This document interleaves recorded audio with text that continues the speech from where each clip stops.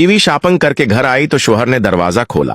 बीवी, ये डब्बा उठा लो, शौहर इसमें जरूर मेरे खाने की चीज होगी। बीवी, हाँ सही पहचाना, मेरे जूते हैं।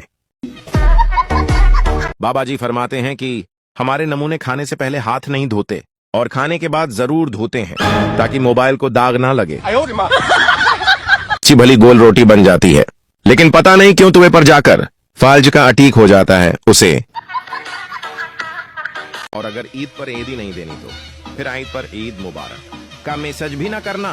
हाँ तुमसे ही कह रहा हूँ। अजे किधरे कुड़ियां डाकिए हुंदियां ना ते हर घर दा लफाफा अल्लाह दी मेहरबानी नाल खुला ही लबना ही।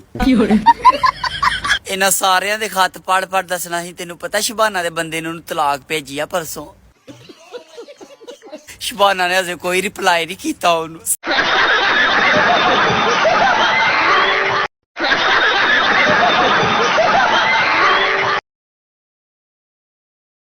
पाकिस्तानी मुंडे कुड़ियां नू 50 रुपए वाली अंगूठी दे के पता की कहंदे, जानू बुरखा पहना करो, अब तुम पे सिर्फ मेरा हक है।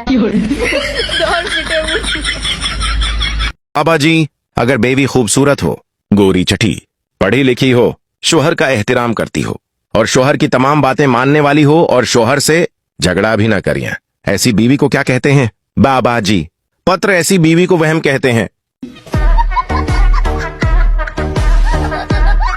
पत्नी तो कूलर जैसी होती है, ठंडक कम देती है लेकिन शोर ज्यादा करती है।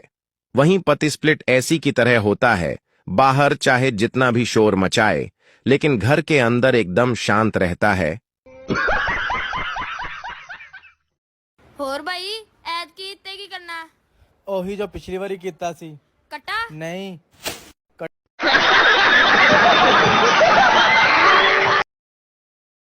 अर्थ क्या है? न चांद रहेगा न सितारे रहेंगे, क्या हम सारी उम्र कनवारे रहेंगे? और हर रोज होते हैं यहां हजारों निकाह, क्या हमारी किस्मत में सिर्फ निकाह के चौहारे रहेंगे?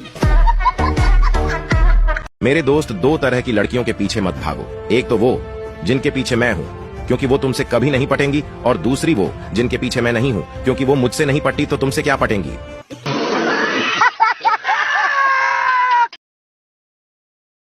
कोर्ट में सुनवाई चल रही थी जिसमें एक वकील अपना आखिरी केस लड़ रहा था जिसे वो बिल्कुल भी नहीं हारना चाहता था। वकील उठा और बोला, माय लॉर्ड, कानून की किताब के पेज नंबर 15 के मुताबिक मेरे मुवक्किल को बाइज्जत बरी किया जाए। जज बोला, किताब पेश की जाए। फिर किताब पेश की गई। जज ने जब किताब का पेज नंबर 15 खोला तो उसमें 2000 के 10 नोट थे। जज मुस्कुराते हुए बोला, बहुत खूब, इस तरह के 2 सबूत और पेश किए जाएं। हाय बड़ा दुखी माई है। अरशाद अरशाद ना सोना न चांदी न कापर, वाह वाह ना सोना न चांदी न कापर, क्या बात। असी यार बनाए ते ओ भी छापर। मेरी पोस्ट पर दिल वाला रिएक्ट करने से कद लंबा, रंग गोरा और निकाह जल्दी होता है, आगे मर्जी आपकी है। रात को 12 बजे के बाद वही लोग याद आते हैं जिन्होंने जिंदगी के 12 बजाए होते हैं। शेख बिरादरी परेशान, उनका कहना है कि अभी पिछली ईद का गोश्त फ्रिज से खत्म नहीं हुआ था कि बड़ी ईद फिर आ गई। अब नया फ्रिज लेने की तजवीज जेरे गौर है। ये रील आप अपने उस दोस्त को भेजो जो जीतने मर्जी महंगे जूते पहन ले लेकिन उसे चलना गलत रास्ते और लड़की के पीछे ही है। सब्जी वाला सब्जी पर पानी छिड़क रहा था। काफी देर हो गई। कस्टमर गुस्से में बोला, भाई साहब, अगर भिंडी को होश आ गया हो तो 1 किलो दे दो। आदमी जब मुसीबत में होता है तब कोई नहीं देखता, और ठेके से 2 बियर ले ले तो आधा गांव देख लेता है। सर्दी में लड़कियां इसलिए दुखी है कि अब स्वेटर पहनने से उनकी ड्रेस नहीं दिखेगी, और लड़के इसलिए खुश हैं कि एक ही शर्ट कई दिनों तक स्वेटर के नीचे पहन सकते हैं। माँ बच्चों से बोली, जो मेरी बात मानेगा मेरे आगे बिल्कुल नहीं बोलेगा, उसको मैं टाफियां दूंगी। बच्चा बोला, लो जी, इस तरह तो सारी टाफियां अबू को ही मिलेंगी।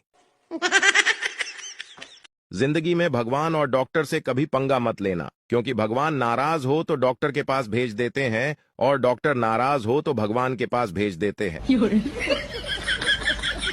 ਸਿਆਣੇ ਕਹਿੰਦੇ ਆਪਣੀ ਮਾਂ ਦੇ ਕਦਮਾਂ ਥੱਲੇ ਜੰਨਤ ਹੁੰਦੀ ਆ। ਆਪਣੀ ਮਾਂ ਦੇ ਫਰਮਾਂ ਬਰਦਾਰ ਬਣੋ। ਬੱਚਿਆਂ ਦੀ ਮਾਂ ਦੇ ਫਰਮਾਂ ਬਰਦਾਰ ਬਣ ਕੇ ਬੱਚਿਆਂ ਦੀ ਜੰਨਤ ਖੋਣ ਦੀ ਕੋਸ਼ਿਸ਼ ਨਾ ਕਰੋ।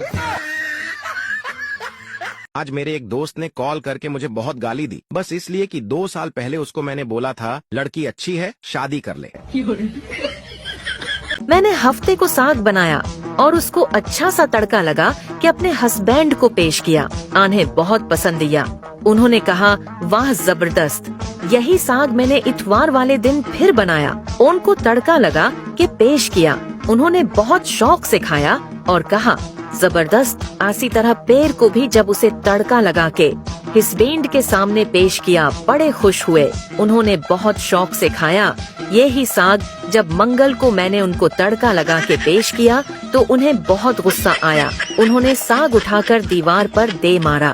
मुझे समझ नहीं आती कभी कभी उनको क्या हो जाता है।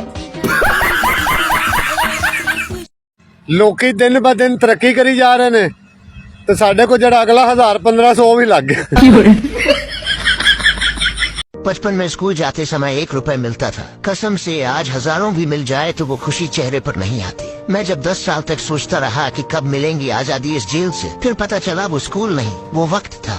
जिंदगी ले चल उसी बचपन में जहाँ न कोई जरूरी था न कोई जरूरत थी। वो बचपन के दिन भी कितने हसीन थे। न दोस्ती का मतलब पता था न मतलब की दोस्ती थी। 1000 झूठ बोलकर भी सच्चे थे। बात ही कुछ अलग थी जब बच्चे थे हम। अगर आपको आज भी आपका बचपन याद आता है तो कमेंट में यश जरूर लिखो।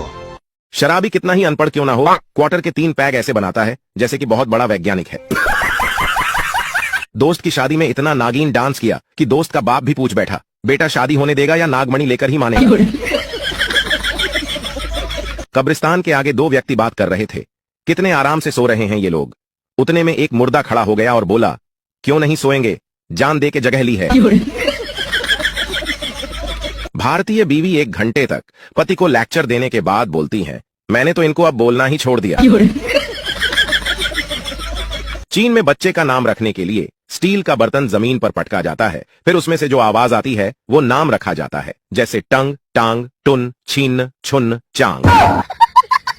एक बार चोर पकड़ने की मशीन बनाई गई।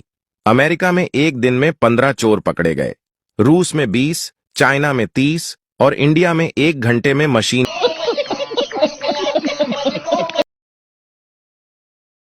पहले मैं उदास था, फिर मैंने अंग्रेजी सीख ली, अब मैं सैड हूँ।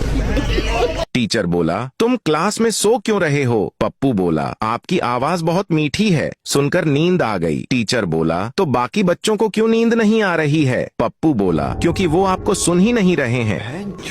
एक लड़का अपने दोस्त से बोला तुम मेरी फिल्म में काम करोगे? दोस्त बोला हाँ करूंगा। क्या करना होगा? लड़का बोला कुछ नहीं, बस नदी में जाकर खड़ी हो जाना। दोस्त ने पूछा फिल्म का नाम क्या है? लड़का बोला गई भैंस पानी में।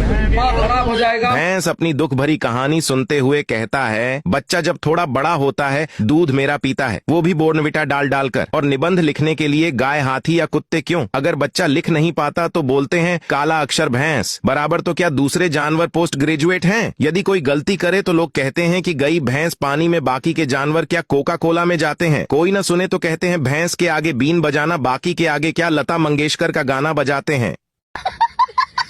एक बार उत्तर प्रदेश के रहने वाले एक बाप ने जेल में बंद अपने बेटे को पत्र लिखा बेटा मुझे खेतों में आलू बोने हैं, लेकिन मैं बुढ़ा हो गया हूँ इसलिए खेतों में खुदाई नहीं कर पा रहा हूँ। काश कि तू यहाँ होता तो हम मिलकर आलू बो देते। अब मुझे अकेले ही पूरा खेत खोदना पड़ रहेगा। बेटे ने वापस पत्र लिखा बापू तू पागल हो गया है क्या? तू खेत मत खोदना, वहाँ मैंने हथियार छुपा रखे हैं। अगर तूने खेत खोद दिए तो मैं बर्बाद हो जाऊंगा। लेटर भेजते ही दूसरे दिन कई पुलिस वाले उस किसान के खेत पर गए और हथियार ढूंढने के लिए पूरा खेत खोद डाला, लेकिन वहाँ उन्हें एक भी हथियार नहीं मिला। फिर बेटे ने वापस पत्र लिखा बापू अब तू खेत में आलू बो देना, मैं जेल से तेरी इतनी ही मदद कर सकता हूँ। भाई उत्तर प्रदेश का हूँ, सेवा बाप की नहीं करूँगा तो कैसे चलेगा। मैं अपनी मशूक नाल लगा हाँ, मैं क्या एक तू होवेंगी एक मैं होवांगा, एक अद्धा साडा सोहना जिहा सैंपल होवेगा। ओदी अम्मा को फोन चुक के आंदी मेरे सैंपल दी मेरे भरा दे सैंपल ना मंगनी होई है, तेरू फुद्दू लांदी आ पई। बाजी मेरा सपारा मुकम्मल हो गया आज। हाय मेरा पुत्तर चल ठीक है, कल टाफियां दा डब्बा लेके आई है। ਵੇ ਤੇਰਾ ਕੱਲ ਸਪਾਰਾ ਮੁਕੰਮਲ ਹੋਇਆ, ਤੂੰ ਟਾਫੀਆਂ ਕਿਉਂ ਨਹੀਂ ਲੈ ਕੇ ਆਇਆ? ਕੱਲ ਲੈ ਕੇ ਆਈ ਤੇ ਪਤਾ ਕਿਹੜੀਆਂ ਲੈ ਕੇ ਆਈ? ਇਕਲੇਅਰ ਲੈ ਕੇ ਆਈ, ਵਾਵਾ ਦਿਨ ਹੋ ਗਏ ਨਹੀਂ ਖਾਦੀਆਂ। ਰਹਿਮਾਨ ਤੂੰ ਵੀ ਗੱਲ ਸੁਣ, ਤੇਰਾ ਪਾਰਾ ਮੁਕੰਮਲ ਹੋਈਏਗਾ ਨਾ ਤੇ ਖੱਟੀਆਂ ਟਾਫੀਆਂ ਲੈ ਕੇ ਆਈ ਇਮਲੀ ਵਾਲੀਆਂ। ਉਹ ਅਮੀ ਨਹੀਂ ਲੈ ਕੇ ਆਏ ਉਸ ਦਿਨ 2 ਮੇਰੇ ਹੱਥੇ, ਉਹ ਲੈ ਕੇ ਆਈ। ਓਕੇ ਮੈਂ ਸੁਣਨੀ ਆ ਪਈ, ਤੇਰਾ ਹੀ ਸੁਣਨੀ ਆ ਪਈ, ਮੇਰਾ ਧਿਆਨ ਇੱਧਰ ਹੀ ਏ। ਨਾ ਸੋਚੀ ਰੋਟੀ ਪਕਾਉਂਦੀ ਏ ਪਈ ਤੇ ਸੁਣਦੀ ਨਹੀਂ ਪਈ। ਵਾਓ ਪੇਸ਼ ਵੂ ਫੜਨਾ ਮੇਰਾ ਵੇਲਣਾ ਕਿੱਥੇ ਵੇ।